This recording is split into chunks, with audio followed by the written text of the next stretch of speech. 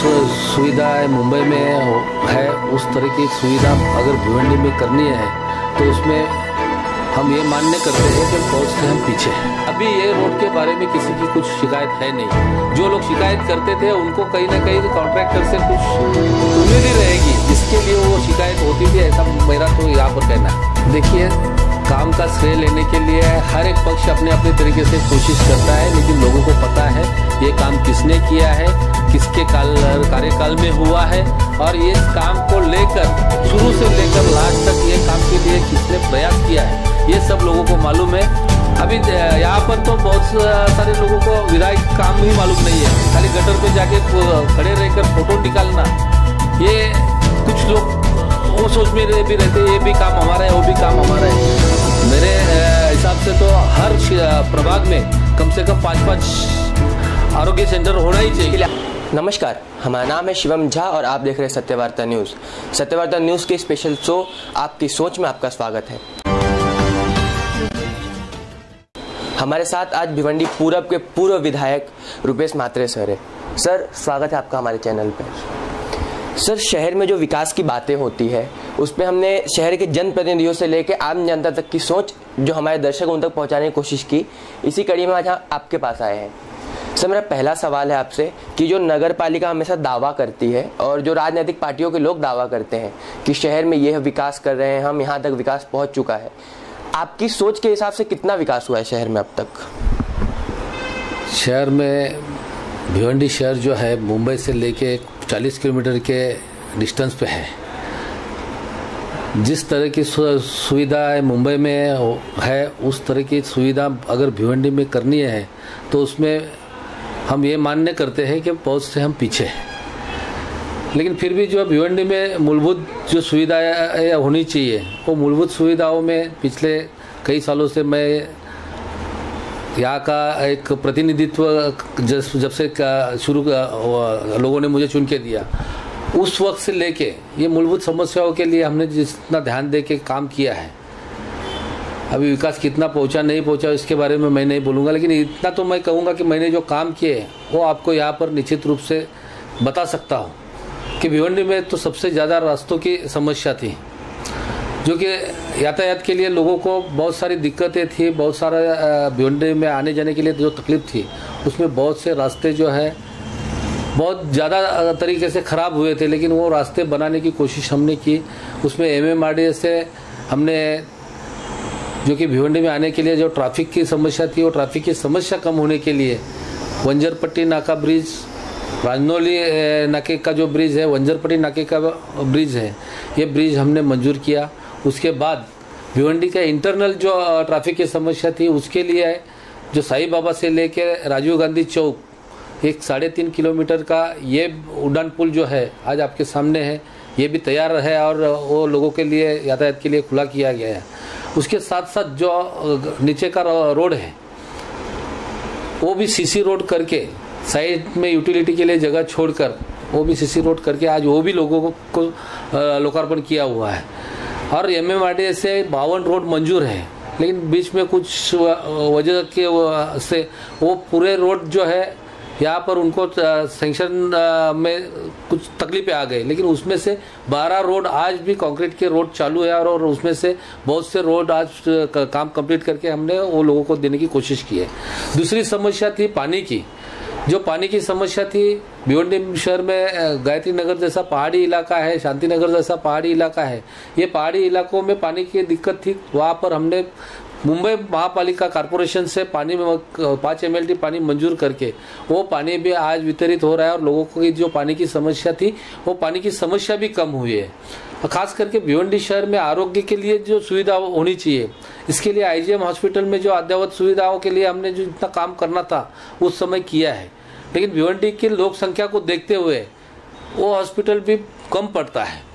आज तो कोरोना का माहौल है और कोरोना के माहौल में हम जितनी आरोग्य की सेवा उपलब्ध करेंगे वो भी कम है, लेकिन परमानेंटली जो है आरोग्य के लिए IGM हॉस्पिटल के जैसा और एक खद बड़ा हॉस्पिटल होना चाहिए, लेकिन वो करने में कहीं ना कहीं हमको अड़चने आ गई, वो नहीं कर पाए। लेकिन IGM हॉस्पिटल में वो सुविधा देने की हमने कोशिश की। महानगर पालिका के माध्यम से जितना काम होना चाहिए उतना होता नहीं है। लेकिन खाली महापालिका कर नहीं रहे, इसके लिए बार बार हम लोग महापालिका को दोषी मानकर हम अपना कर्तव्य तो नहीं भूल सकते। सर, आपने अभी जिक्र किया कि आपने जो ब्रिज की बात की अभी साईं बाबा मंदिर से लेकर कल्याण नाके तक, तो यह ब्रिज की जब उद्घाटन भी नहीं हुआ था तब से इसकी शिकायतें आ रही है पब्लिक की ओर से कि इसमें कुछ गड्ढे पड़ गए थे या फिर इसके काम को लेकर MMRDA के। और जब नेताओं के पास हम जाते हैं तो अपना पलड़ा ये बोल के झाड़ते हैं कि हमने MMRDA को चेतावनी दी, हमने बात की। इस पे आपकी सोच क्या है?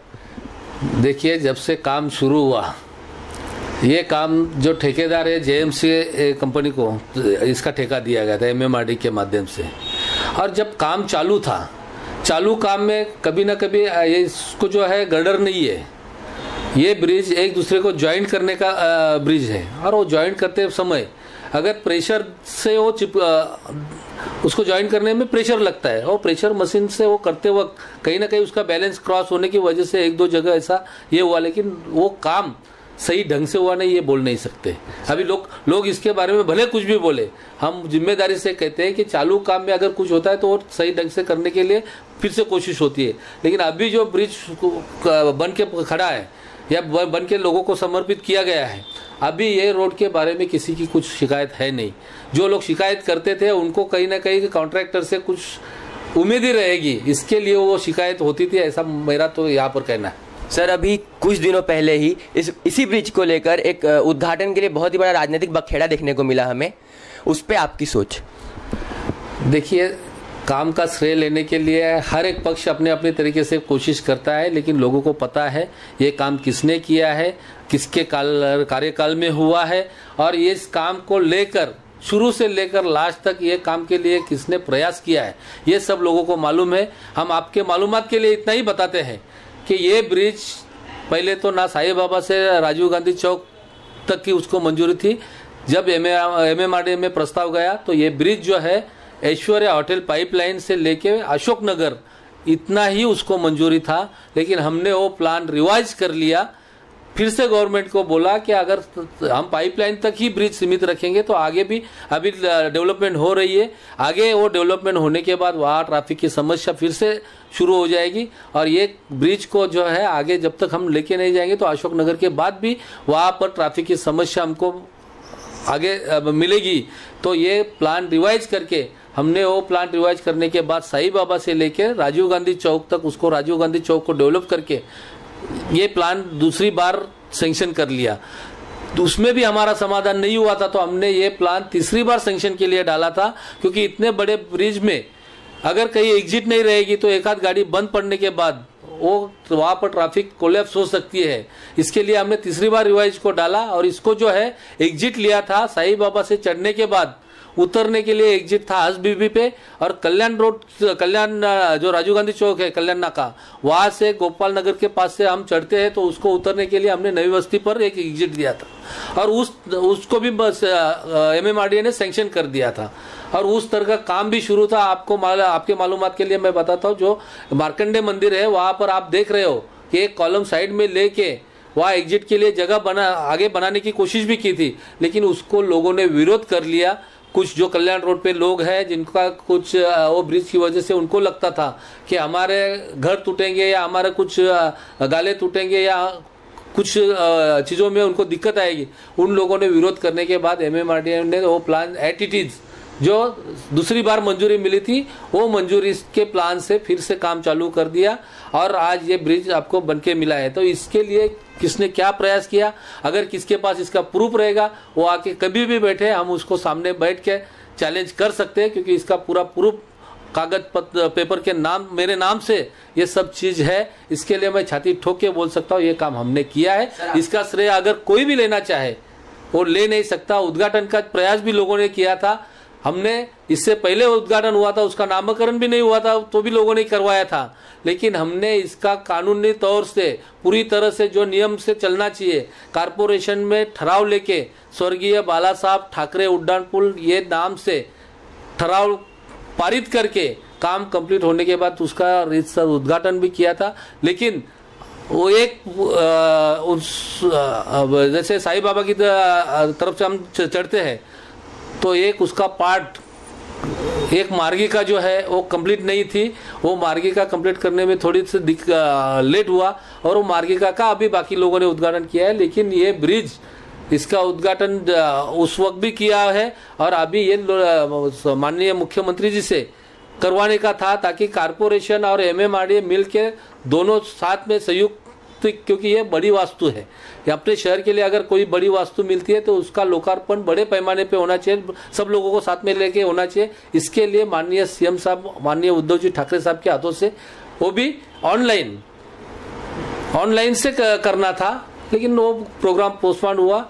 ये श्रेय इसका कोई ले नहीं सकता और ये ब्रिज जो है लोगों के लिए अच्छी तरह से बना हुआ है, आज लोग उसका फायदा भी ले रहे हैं। सर, ये ब्रिज आपके कार्यकाल में आया था, उस वक्त इसका प्लान भी बना होगा, पर सर ये जो ब्रिज है इसको जूने ब्रिज के साथ जो जोड़ा गया है वो कहीं ना कहीं एक सवाल उठाता है, क्योंकि जूने ब्रिज में बहुत से हादसे हो चुके हैं वहाँ पे मलबा गिरने का या फिर, और उसको 2-3 मेरी जानकारी के अनुसार उसको मरम्मत के लिए लिया जाने वाला था बंद करके। तो इसका नए ब्रिज का जूने ब्रिज में जोड़ना, ये कहाँ तक की समझदारी की बात है, इस पर आपकी सोच? देखिए, वो ब्रिज जो बना है उसको आज मेरे ख्याल से 15 से 16 साल हो चुके हैं, और ब्रिज कोई भी नया निर्माण होता है तो उसकी लाइफ 15-20 साल नहीं रहती, तो उससे ज़्यादा लाइफ रहती है। लेकिन कहीं ना कहीं कारपोरेशन की वजह से वहाँ पर जो ब्रिज के ऊपर पानी रुकता है, वो पानी जाने के लिए जो नालियाँ थी, वो नालियाँ अगर हम सही समय पे साफ करते तो वहाँ पानी रुकता नहीं था, और पानी नहीं रुकेगा तो वहाँ रोड खराब होने के कोई चांसेस नहीं रहती। लेकिन वो नालियाँ बंद हो रहने की वजह से वहाँ पानी रुक गया, और वो पानी की वजह से वहाँ रोड खराब हो गए, रोड की वजह से वो ब्रिज पर सवाल उठाया गया। लेकिन आज भी वो ब्रिज ठीक तरह से मरम्मत करेंगे तो उसकी लाइफ और भी है। और जो हेवी व्हीकल है, वैसे तो हर जगह नियम ही ऐसा है कि जो सिटी रहती है, शहर रहती है, महानगर पालिका रहती है, महानगर पालिका के अंदर हेवी व्हीकल को कहीं पर आप देख लो उसको मनाही रहती है। हेवी व्हीकल को आज भी अलाउड भिवंडी में नहीं है, लेकिन फिर भी हेवी व्हीकल चलती है। पहले तो हेवी व्हीकल, ये ब्रिज या भिवंडी के सिटी के अंदर हेवी व्हीकल आने नहीं चाहिए। उसके लिए बाहर से बाईपास जो है वो अगर सही ढंग से बाकी तैयार करेंगे और बाहर से बाईपास से अगर वो गाड़ियाँ जाएगी तो वो ब्रिज आज भी छोटे व्हीकल के लिए कई साल निकल सकते हैं। ठीक तरह से मरम्मत करेंगे तो हो सकता है, लेकिन ऐसा है कि खाली दोष दिखाने से अच्छा है उसको सही कैसे कर सकते, ये करने का काम अगर कारपोरेशन करेगी, बाकी लोग प्रतिनिधि भी करेंगे, तो निश्चित रूप से वो भिवंडी शहर का विकास में योगदान करते हैं, ऐसा मेरा उसमें कहना है। अगर दूसरी बात की जाए तो सर, भिवंडी का दूसरा जो सबसे बड़ा मुद्दा है वो है एजुकेशन का। यहाँ के बच्चों को 12th के बाद 10th के बाद बाहर जाना पड़ता है। ऐसी क्या जरूरत इनकी पड़ी कि उनको भिवंडी में सुविधाएं नहीं मिल पाती है, और इसके लिए आपने क्या प्रयास किए थे, इसके ऊपर आपकी क्या सोच है? ये सवाल आपने बहुत ही अच्छा किया है, क्योंकि एक विधायक का काम जो है रहता है कि शिक्षा का, अपने क्षेत्र में शिक्षा को प्राधान्य देना, अपने क्षेत्र में जो विधायक कामों में पानी की दिक्कत है, बिल्डिंगों का रिडेवलपमेंट है, ऐसे अच्छे अच्छे बड़े मुद्दे हैं। अभी यहाँ पर तो बहुत सारे लोगों को विधायक काम ही मालूम नहीं है, खाली गटर पे जाके खड़े रहकर फोटो निकालना, ये कुछ लोग वो सोच में भी रहते हैं ये भी काम हमारा है, वो भी काम हमारा है। लेकिन शिक्षा के प्रति सही में भिवंडी के बच्चों को, क्योंकि यहाँ की लोक संख्या अगर देख ले तो वो लोक संख्या के लिए ये जो एक ही कॉलेज है जिसमें भिवंडी महापालिका का सहयोग और एक संस्था जो है पद्मश्री अन्ना साहेब जादव संस्था और भिवंडी महापालिका का सहयोग, एक BNN कॉलेज, एक ही कॉलेज ऐसा है। बाकी जो है प्राइवेट कॉलेजेस है बहुत सारे, स्वयं सिद्धि है, चौगुले है, और भी जगह है। हमने इसके लिए कॉलेज मांगने की कोशिश की, लेकिन सिटी में एक होने की वजह से दूसरा कॉलेज मिला नहीं। फिर भी हमने वो ग्रामीण में जो सिटी को लगकर राजनौली बाईपास पे स्वर्गीय महेंद्र मात्रे पदवीधर महाविद्यालय, हमने वहाँ पर वो महाविद्यालय की स्थापना की। आज बहुत से गरीब बच्चे वहाँ पर पढ़ रहे हैं। हमने एक विधि कॉलेज का भी डिमांड किया था, लेकिन विधि कॉलेज हमको नहीं मिला, वो विधि कॉलेज चौगुले कॉलेज को मिला। हमने भिवंडी के लिए मेडिकल कॉलेज भी मांगने की कोशिश की, लेकिन वहाँ पर हमको नॉर्म्स बताए गए कि मेडिकल कॉलेज वहाँ दिया जाता है जहाँ पर जिला आरोग्य केंद्र हो, मतलब सिविल हॉस्पिटल जहाँ पर होता है वहाँ पर दिया जाता है, और अपने यहाँ तो सिविल हॉस्पिटल थाना में है। इसलिए भिवंडी में मेडिकल कॉलेज नहीं दिया गया था, उसमें और भी बहुत सारे नॉर्म्स है और उसकी वजह से भिवंडी में वो कॉलेज हमको नहीं मिल पाया।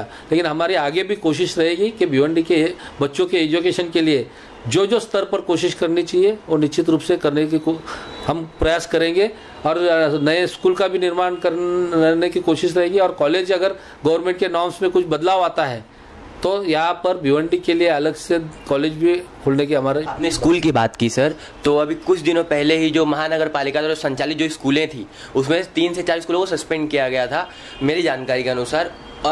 जो उसमें पढ़ाई के जो अभी भी जो स्तर है वो कहीं ना कहीं एक दौड़ डाल वाला स्तर रहता है वहाँ पे, और जो भिवंडी की जनता है वो भारी संख्या में यहाँ पे गरीब जनता रहती है, तो उनके लिए कोई पर्याय नहीं बचता उनको बच्चों को पढ़ाने के लिए। इसको मजबूरी में उनको इंग्लिश मीडियम में या फिर जो बड़े स्कूल में डालना पड़ता है। इस पर आपकी सोच? इसके लिए कॉरपोरेशन ने अगर कुछ 30-40 जो स्कूलें हैं उनके बारे में कंप्लेंट जाने के बाद उस पर कार्रवाई की होगी, क्योंकि भिवंडी में बहुत सारा एक क्षेत्र ऐसा है कि वहाँ गरीब तबके के लोग रहते हैं और उनको उनके बच्चों को पढ़ाने के लिए अभी शासन का तो नियम है, हर बच्चे का, वो चाहे गरीब हो अमीर हो, उसका हक है पढ़ना। मतलब शिक्षा के लिए गवर्नमेंट ने ही हर एक को 10वीं तक का जो शिक्षा है वो मुफ्त करने की व्यवस्था की गई है।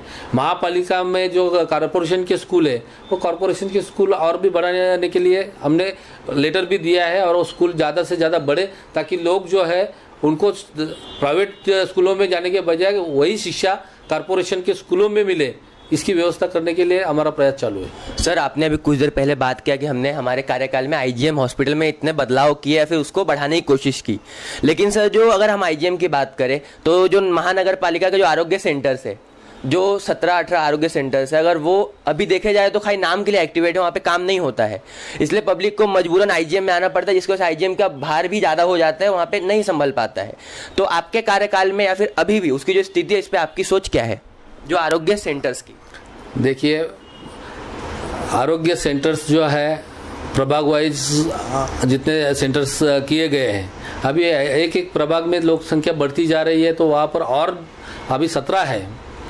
मेरे हिसाब से तो हर प्रभाग में कम से कम 5-5 आरोग्य सेंटर होना ही चाहिए। इसके लिए आपने क्या प्रयास किए?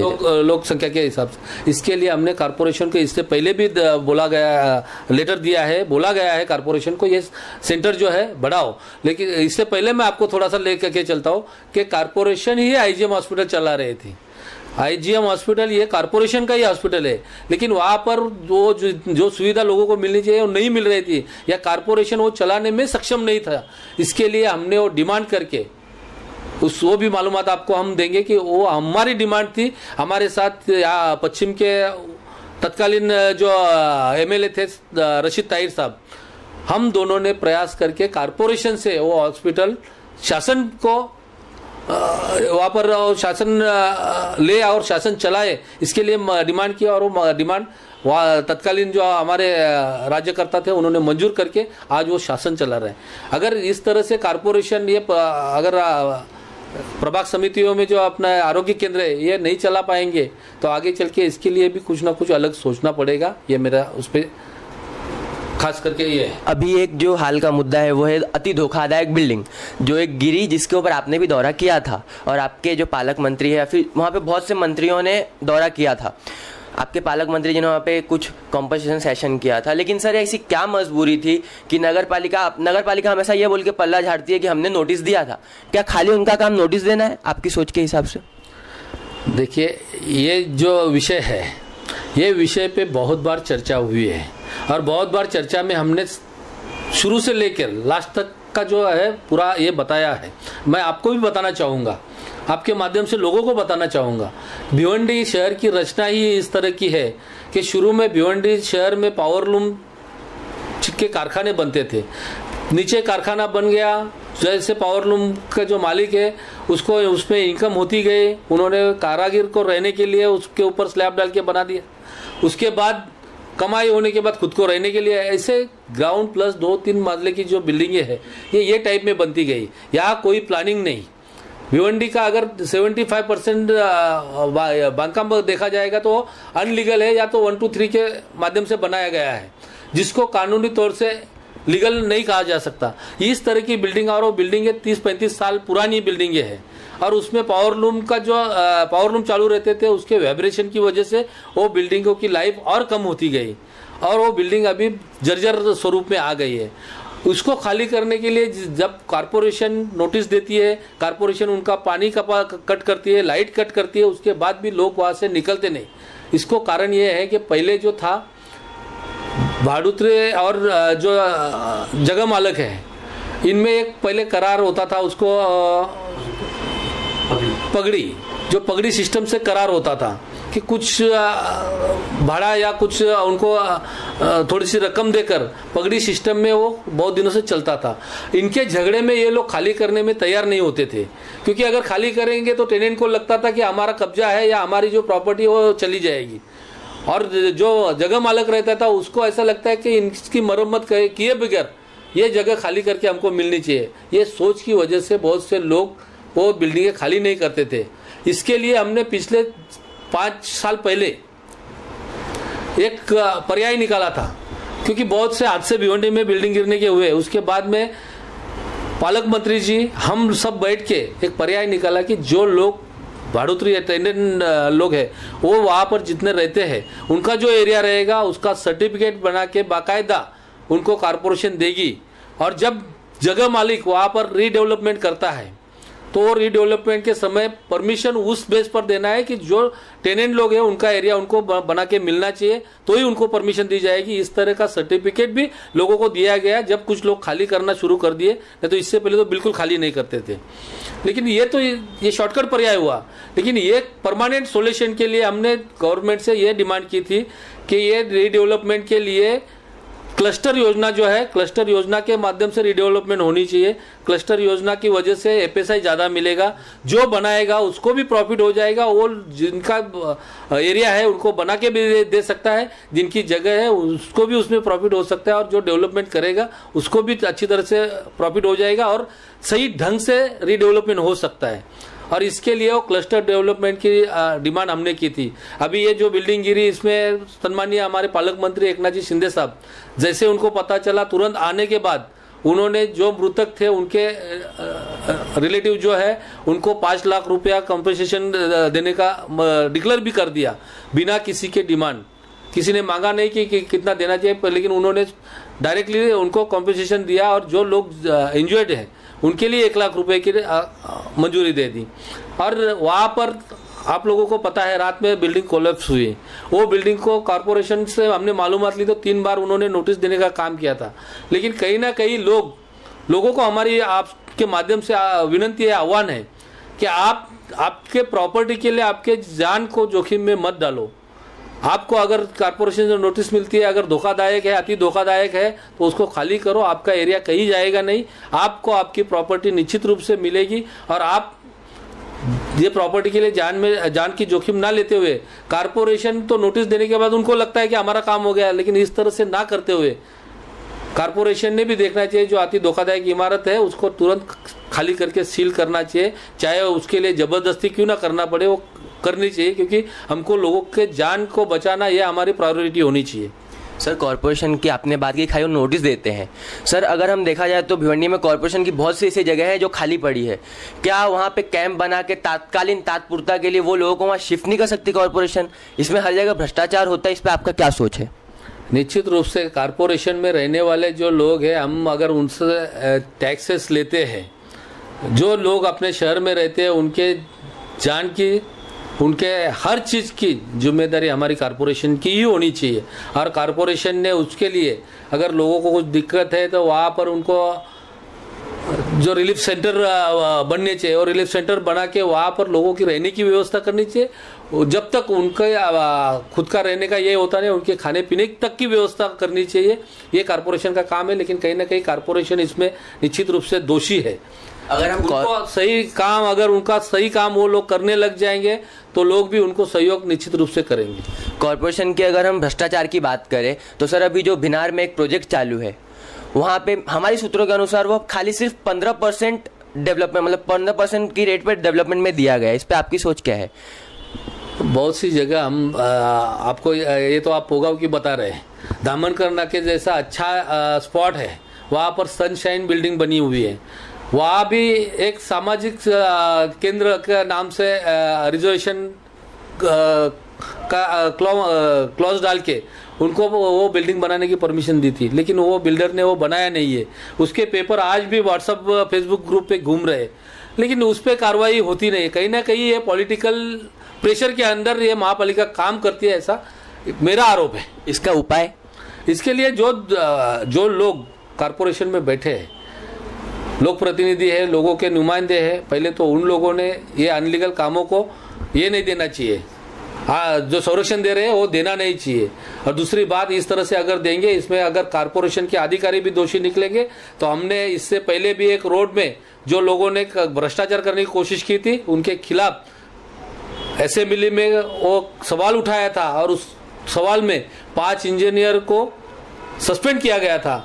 ये भ्रष्टाचार के अगेंस्ट भी हम जो है हमारे राज्य सरकार को पत्र व्यवहार करके राज्य सरकार से डिमांड करेंगे कि ऐसे जो भ्रष्टाचारी लोग हैं इनके ऊपर कार्रवाई हो, उनको जो लोग भ्रष्टाचार में इन्वॉल्व है उनके ऊपर कार्रवाई कर उनको सस्पेंड करे, और जो लोग इन ऐसे बांधकामों को संरक्षण देते या इसमें जो पॉलिटिकल प्रेशर करने की कोशिश करते उनका भी बंदोबस्त करने के लिए वहां पर हम लोग राज्य शासन से डिमांड करेंगे। कोई 3 मुद्दे जिसके ऊपर आपके हिसाब से शहर में जल्द से जल्द विकास होने चाहिए?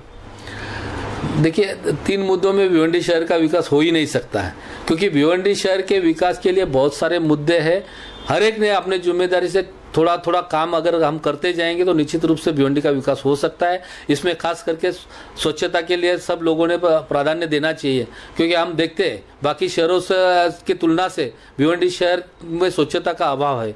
तो स्वच्छता हम अपने आप से अगर शुरू करेंगे तो हम अगर एक कदम आगे चलेंगे तो बाकी जो है प्रशासन है, बाकी लोग हैं, वो निश्चित रूप से उसको सहयोग देंगे। और पहले तो हम भिवंडी को स्वच्छ करने की कोशिश करें।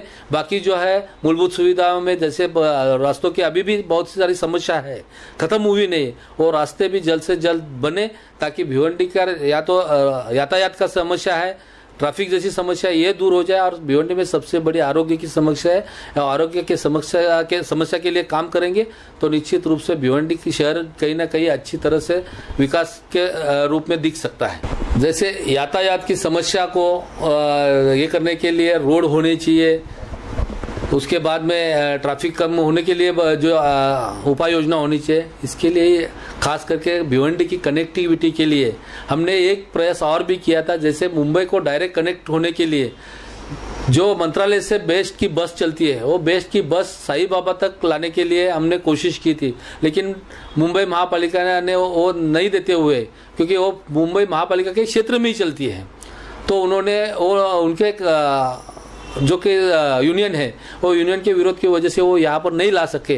लेकिन थाना की जो बस चलती है TMT की, वो बस भिवंडी से हमने मुलुंड तक, ताकि मुंबई से कनेक्ट होने के लिए मुलुंड से बाकी आगे मुलुंड चेकनाके तक वो बस जाती है।